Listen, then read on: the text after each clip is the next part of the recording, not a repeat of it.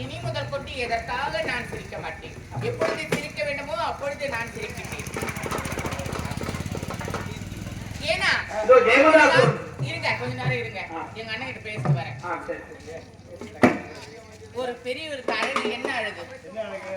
ஏதோ சின்ன சிறுசுங்க கல்யாணம் பண்ணமா ஏதோ சந்தோஷமா இருக்கும்.